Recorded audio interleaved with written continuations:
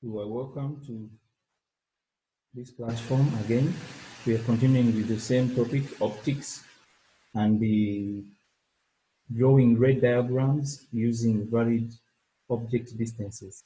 In our previous lesson, we have learned the principles of drawing ray diagrams, where the first one was saying all rays of light that are parallel and close to the principal axis.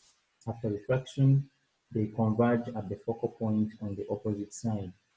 For converging lens, for diverging lens, they appear to be coming from converging the focal point. Then we also learned that all rays that pass through the optical center of the lens go through undeviated, or they are not refracted. Then the third was talking about all rays that pass through the focal point after refraction by the lens, they move parallel to the principal axis.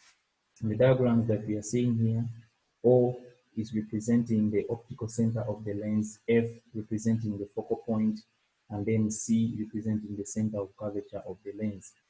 So I want you to take time and analyze one diagram at a time and see, like diagram 1, all rays which are parallel, they all converge at F2. For the second diagram, we have an object AB. We draw a ray from the top parallel of the principal axis.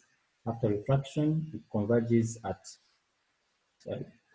through focal point F, and then we have another ray from the top going through the optical center, and then where the two rays have to meet is where the image is.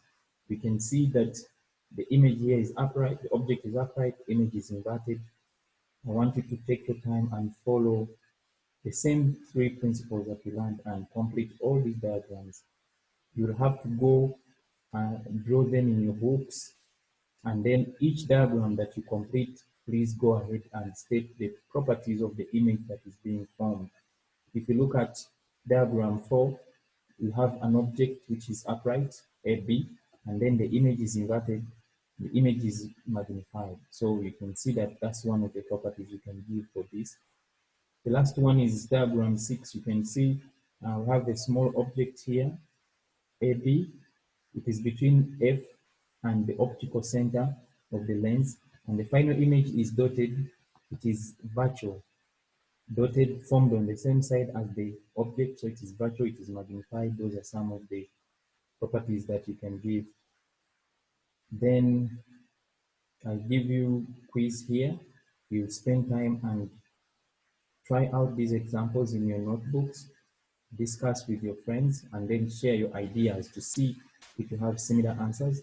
If you have varying answers, please go ahead and find the reason why they are varying, or you can see if you add more information in your book. That was for convex lens.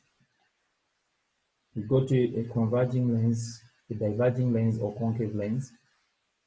We have few diagrams here, because however much we try to vary the object distance, we shall always have the same kind of image, having the exact same properties. So we look at the first one. The object is this here, and it is big.